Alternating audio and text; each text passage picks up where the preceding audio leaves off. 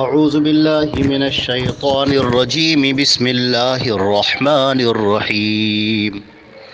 قال رب اشرح لي صدري ويسر لي امری واحلل عقدة من لسانی یفقهوا قولی۔ یہ سورہ طٰہٰ کی آیت نمبر 25، 26 اور 27 ہے۔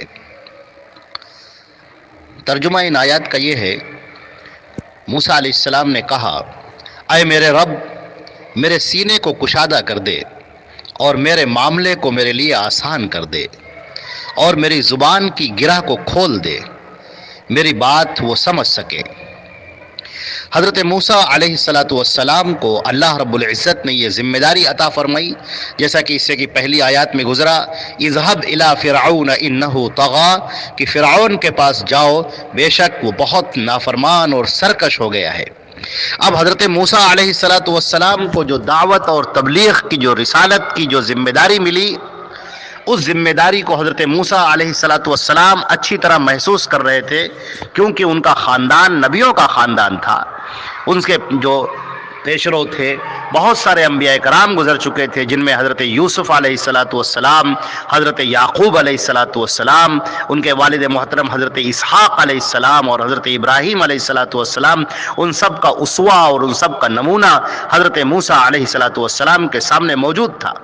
اور آپ سمجھ رہے تھے کہ اب جو ہمیں ذمہ داری ملی ہے وہ بہت بڑی ذمہ داری ہے، یہ نبوت کا بوجھ ہے جو میرے اوپر مجھے دیا گیا ہے اور مجھے نبی بنایا گیا ہے، اور اب مجھے اس توحید کی دعوت کو اور رسالت کے پیغام کو اس کے بندوں تک پہنچانا ہے۔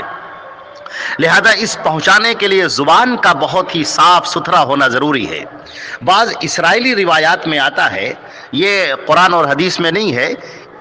اسرائیلی روایات میں ہے، اور اسرائیلی روایات کا مطلب یہ ہوتا ہے کہ جو یہود اور نصارہ کے لوگ جو اس کو بیان کرتے ہیں اپنے انبیاء کے تعلق سے، تو ان کا ذکر ہے۔ یہ نبی کریم صلی اللہ علیہ وسلم نے فرمایا کہ نہ ان کی تصدیق کرو نہ تکذیب کرو، یعنی کہ نہ وہ تصدیق اور تکذیب دونوں کے وہ لائق نہیں ہے، کیونکہ ان کی جو باتیں ہیں اب وہ اس قدر مسترد تو رہی نہیں گئی ہیں، کیونکہ جو تورات ہے اسی کو پورا تبدیل کر دیا ہے، انجیل ہے اسی کو تبدیل کر دیا ہے، تو ابھی جو کہانیاں اور جو قصے چلے آ رہے ہیں، جو بنی اسرائیل تو اس کے بارے میں بڑے ماہر تھے قصے اور کہانی بنانے میں، تو ظاہر سی بات ہے کہ اس کا کچھ اعتبار نہیں کیا جا سکتا ہے، تو نہ اس کی تصدیق کی جائے نہ اس کی تکذیب کی جائے۔ اچھا، اور بعض روایات میں یہ بھی آتا ہے کہ بنی اسرائیل حدثوا عن بنی اسرائیل ولا حرج، کہ بنی اسرائیل سے بیان کر دو، کوئی حرجہ نہیں ہے، یعنی وہ باتیں جو قرآن اور حدیث سے ٹکراتی ہوئی نہیں ہیں، جو اصول کے مطابق ہیں، جو قرآن اور حدیث کے مطابق اگر باتیں ہیں، اگر وہ ان میں پائی جاتی ہیں اور تم بیان کرتے ہو تو اس میں کوئی حرجہ نہیں ہے۔ تو بنی اسرائیل کی روایات میں یہ آتا ہے کہ موسیٰ علیہ السلام کو ایک مرتبہ اس نے فرعون نے ایک انگارہ رکھا اور ہیرا رکھا کہ دیکھیں کہیں ایسا تو نہیں کہ یہ وہی بچہ ہے جس کے بارے میں پیشن گوئی کی گئی ہے کہ میری سلطنت جو ہے چلی جائے گی، تو اگر یہ ہیرا اٹھا لیتا ہے چمکتا ہوا تو اس کا مطلب یہ وہی بچہ ہے، اور اگر انگارہ لے لیتا ہے تو اس کا مطلب یہ ہے کہ یہ عام بچوں جیسا ہے۔ تو موسیٰ علیہ السلام نے وہ انگارہ اٹھا کے اپنے منہ میں رکھ لیا تھا، اور اس کی وجہ سے زبان میں ان کے لکنت آ گئی تھی۔ یہ بنی اسرائیل کے لوگ بیان کرتے ہیں۔ بہرحال ہم نہ اس کی تصدیق کرتے ہیں نہ تکذیب کرتے ہیں، اور ہمیں اس پر بھروسہ بھی نہیں ہے، کیونکہ بنی اسرائیل کا واقعہ یہ رہا ہے کہ وہ قصے کہانیوں کے بڑے ماہر ہیں، اور اپنی طرف سے مرچ مسالہ لگا کے بہت ساری کہانیوں اور قصوں کو بیان کرتے ہیں چٹخارے لے کر، لہذا ہمیں ان پر کوئی بھروسہ نہیں ہے۔ البتہ اتنا ضرور معلوم ہوتا ہے، جیسے کہ قرآن پاک میں دوسری جگہ پر فرمایا گیا، جب اللہ رب العزت نے ان کو نبوت کی ذمہ داری دی تو حضرت موسیٰ علیہ السلام نے کہا کہ وَلَا يَنطَلِقُ لِسَانِي، اے میرے پروردگار میری زبان چلتی نہیں ہے، یعنی جو فصاحت، جو بلاغت، جو گفتار کا طریقہ اس دعوت کے کام میں درکار ہے، جو چاہیے، وہ مجھے نہیں آتا ہے۔ پروردگار میں اس طرح سے باتیں نہیں کر سکتا ہوں، میرے اندر وہ فصاحت اور بلاغت اور لوگوں پر چھا جانے کی وہ قدرت و بیان وہ میرے اندر نہیں ہے پروردگار، اور میری زبان چل نہیں رہی ہے۔ اور اچھا، فرعون نے بھی یہی کہا تھا کہ وَلَا يَكَادُ يُبِينُ، تو یہ تو ایسا شخص ہے جو صحیح طریقے سے بات بھی نہیں کر سکتا، یہ کیا نبوت لے کر آیا میرے پاس میں اور پیغام لے کر آیا ہے۔ لہٰذا یہاں پر حضرت موسیٰ علیہ السلام نے اللہ رب العزت کی بارگاہ میں یہ دعا کی، رب اشرح لی صدری، اے میرے پروردگار میرے سینے کو تو کھول دے، یعنی میرے اندر وہ سکون عطا کر دے، وہ جھجک ختم کر دے، وہ ڈر اور خوف ختم کر دے، میرے اندر وہ استقامت دے دے، میرے سینے کو ایمان سے بھر دے، نور سے بھر دے، اپنی رحمتوں اور برکتوں سے بھر دے اور میرا سینہ کھول دے۔ رب اشرح لی صدری، اے میرے پروردگار تو میرے سینے کو شرح فرما دے، اور ویسر لی امری، اور میرے معاملے کو میرے لیے آسان کر دے۔ یہ معاملہ کیا ہے؟ یہ نبوت کا معاملہ ہے، یعنی پیغام رسالت کو پہنچانے کے لیے اے میرے پاک پروردگار، اے میرے معبود برحق تو میرے معاملے کو آسان کر دے، اس لیے کہ اے اللہ جس چیز کو آپ آسان کر دیں وہی آسان ہے، اور جس چیز کو آپ مشکل بنا دیں وہ پھر مشکل ہے، اور جس چیز کو آپ آسان کر دیں پھر وہ مشکل نہیں رہ جاتی ہے۔ یا اللہ تو میرے اس مشکل کام کو آسان کر دے، میرے لیے آسانیاں پیدا فرما دے، میرے لیے راستے کھول دے، میرے لیے غیبی امداد عطا فرما دے۔ یا اللہ غیب سے میری نصرت فرما دے، میری مدد فرما دے۔ یا اللہ میرے اس معاملے کو آسان کر۔ بڑی پیاری دعا ہے، انتہائی پیاری دعا۔ واقعی حضرت موسیٰ علیہ السلام کی زبان سے جو دعا نکلی ہے یہ بہت ہی پیاری دعا ہے، اور اللہ نے اسے قبول فرمایا ہے۔ اے میرے پروردگار میرے سینے کو کھول دے، کیا لفظ ہے یہ جو رب اشرح لی صدری ہے کہ میرے سینے کو کھول دے اور میرے معاملے کو مجھ پر آسان کر دے، یہ بڑا پیارا۔ انہوں نے ایک سمندر مانگ لیا، پروردگار سے کیا کیا نہیں مانگ لیا۔ سینے کو کھول دینا، ایمان کی طاقت عطا کرنا،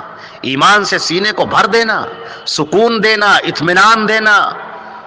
اور استقامت عطا کرنا، اللہ پر مکمل توکل، مکمل اعتماد، اٹوٹ یقین عطا کرنا، انہوں نے اللہ سے مانگ لیا۔ اور جس کو یہ چیزیں مل جائیں پھر اس کو کیا چیز نہیں مل گئی، ساری نعمتیں اس کے سامنے ہیج ہیں۔ پروردگار پر یقین، اپنے اللہ پر، خالق پر، مالک پر، رب کائنات پر، جو اس پوری کائنات کا رب ہے، جو ہمارا اور اس پوری کائنات کا خالق ہے، پیدا کرنے والا ہے، وہ جو ہمارا پاک پروردگار انتہائی مہربان، انتہائی رحیم، انتہائی شفقت کرنے والا ہے، وہ جب ہمیں اپنا یقین عطا کر دے، اپنی ذات پر اٹوٹ یقین،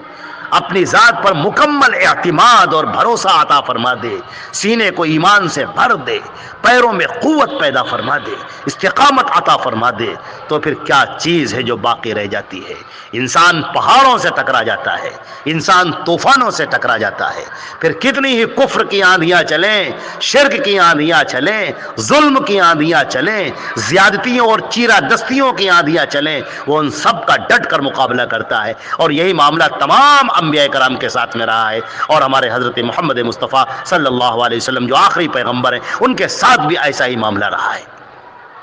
کس طرح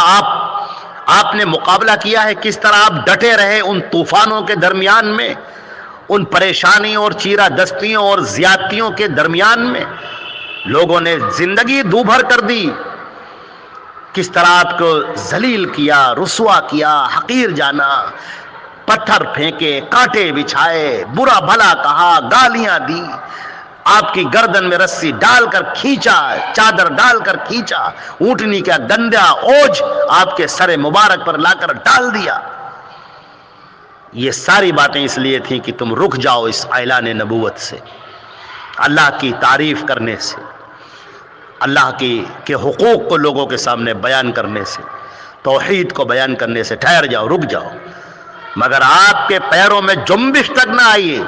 جب ابو طالب نے آپ سے کہا کہ میرے بھتیجے میرے اوپر اتنا بوجھ مت ڈالو کہ میں برداشت نہ کر سکوں،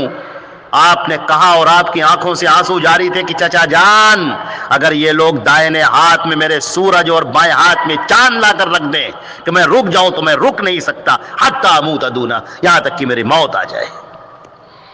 چنانچہ نبیوں کا یہی معاملہ ہوتا ہے۔ حضرت موسیٰ علیہ السلام اللہ کی بارگاہ میں دعا کر رہے ہیں کہ اے میرے پروردگار میرے اس معاملے کو آسان کر دے، وَاحْلُلْ عُقْدَةً مِّن لِّسَانِي يَفْقَهُوا قَوْلِي، اور میری زبان کی گرہ کو کھول دیں تاکہ لوگ میری باتوں کو سمجھ سکیں۔ اس سے معلوم یہ ہوا کہ اپنی بات کو لوگوں تک پہنچانا یہ اہم ہے۔ ایک داعی کا، ایک مبلغ کا، اسلام کو پہنچانے والے کا فریضہ وہ ہوتا ہے جو ایک ڈاکٹر کا اپنے مریض کے ساتھ رشتہ ہوتا ہے۔ جس طرح ایک ڈاکٹر ہوتا ہے وہ اپنے مریض کی پرواہ کرتا ہے، اس کی فکر کرتا ہے۔ وہ مریض چیخ رہا ہے، چلا رہا ہے، اس کو برا بھلا بھی کہہ رہا ہے، لیکن ڈاکٹر اس پر غصہ نہیں ہوتا، وہ اس کے ساتھ اور ہمدردی کرتا ہے۔ اور ان ڈاکٹروں سے کہیں زیادہ نبی شفیق ہوتا ہے اپنی امت پر۔ امت اس کو گالیاں دے رہی ہے، برا بھلا کہہ رہی ہے، لیکن وہ اسی کے لیے، اسی کے حق میں، اسی کے خیر کے لیے، اسی کے مستقبل کے لیے، اسی کی نجات کے لیے وہ پریشان ہے، اور نبی اس کی ساری تکلیفوں کو برداشت کر رہا ہے۔ لہذا انہوں نے کہا کہ میرے پروردگار میری زبان کو ایسا کر دے، گرہ کو کھول دے، میری زبان پر جو گرہ لگ گئی ہے، جو میں صحیح طریقے سے نہیں بات کر پا رہا ہوں، جو میں فصاحت و بلاغت میرے اندر نہیں ہے، پروردگار تو دور کر دے کہ لوگ میری بات کو سمجھ سکیں، میں اپنی بات کو لوگوں کو سمجھا سکوں۔ پروردگار مجھے وہ قوت بیان دے دے کہ جس سے میں تیری بات کو لوگوں تک پہنچا سکوں، ان کے ذہن میں اتار سکوں، ان کے دلوں کے تاروں کو چھیڑ سکوں، ان کے دلوں پر دستک دے سکوں۔ پروردگار مجھے اس کی قوت عطا فرما دے، مجھے اس کی صلاحیت سے نواز دے۔ آج اس بات کی ضرورت ہے کہ ہم لوگ بھی اسلام کو پہنچانے کے لیے اپنا لب و لہجہ شیریں رکھیں، میٹھا رکھیں، عمدہ رکھیں، لوگوں کی فکر کریں، ان کے نبیوں والا درد اپنے دل کے اندر محسوس کریں۔ جیسے ایک نبی کسی کو کفر اور شرک اور کرتے ہوئے دیکھتے ہیں، اللہ سے دور بھاگتا ہوا دیکھتے ہیں، تو ان کے دل میں درد اٹھتا ہے، وہ اس کے لیے شفیق اور مہربان بن جاتے ہیں۔ قرآن پاک نے نبی کریم صلی اللہ علیہ وسلم کو رؤوف الرحیم کہا ہے کہ آپ کس قدر رؤوف ہیں، کس قدر رحیم ہیں، کس قدر مہربان ہیں۔ اسی طرح سے ایک داعی کو ہونا چاہیے، اسی طرح سے ایک دین کے پہنچانے والے کو ہونا چاہیے۔ اسلام کو جو انٹرپریٹ کر رہا ہے، جو دوسروں تک پہنچا رہا ہے، اس کو ایسا ہی ہونا چاہیے کہ وہ درد کے ساتھ جائے، ہمدردی کے ساتھ جائے، اس پر شفقت کرتے ہوئے، مہربان ہوتے ہوئے بات کرے۔ زبان میں ترشی نہ ہو، زبان پر گندی گالیاں نہ ہو، زبان پر بھڈا پن نہ ہو، زبان پر مذاق اڑانا نہ ہو، تمسخر کرنا نہ ہو، سامنے والے کو ذلیل کرنا نہ ہو، سامنے والے کو حقیر دکھانا نہ ہو، سامنے والے کو یہ نہ ہو کہ ہم اس کو مقابلے میں چت کر دیں اور اسے ہم ہرا دیں، یہ سب نہ پایا جائے، بلکہ شفقت پائی جائے۔ جیسے زخم پر مرہم رکھا جاتا ہے، ویسے نبی زخم پر مرہم رکھتا ہے۔ اسی طرح ایک اسلام کا سچا پیروکار جب اپنے دین کو دوسروں کے سامنے پیش کرتا ہے تو وہ زخم پر مرہم رکھتا ہے۔ وہ لوگوں کی کڑوی کسیلی باتوں کو سنتا ہے، مگر اس کی زبان سے ہمیشہ شہد نکلتا ہے، میٹھی زبان ہوتی ہے، ہمدردی کی زبان ہوتی ہے، اور اس کا اجر وہ لوگوں سے نہیں اللہ سے طلب کرتا ہے کہ میرے پروردگار اس کا اجر تم مجھے عطا فرما۔ لہذا حضرت موسیٰ علیہ السلام نے یہ جو دعا مانگی ہے وہ انتہائی قابل قدر دعا ہے، اور ہم سب کو بھی یہ دعا مانگنی چاہیے، اپنی نمازوں میں یہ دعا مانگنی چاہیے، اپنے پروردگار سے دعا مانگنی چاہیے کہ رب اشرح لی صدری، اے میرے پروردگار میرے سینے کو تو میرے لیے کھول دے اور میرا معاملہ میرے لیے آسان کر دے، اور میری زبان کی گرے کو دور کر دے تاکہ لوگ میری بات کو سمجھ سکیں۔ یہ انشاءاللہ اس دعا بھی اور بھی انہوں نے مانگی ہے، وہ انشاءاللہ آگے ہم بیان کریں گے، اور یہیں پر ٹھہرتے ہیں، کل انشاءاللہ اس کے آگے کا بیان ہوگا اللہ نے چاہا تو۔ والسلام علیکم ورحمۃ اللہ وبرکاتہ۔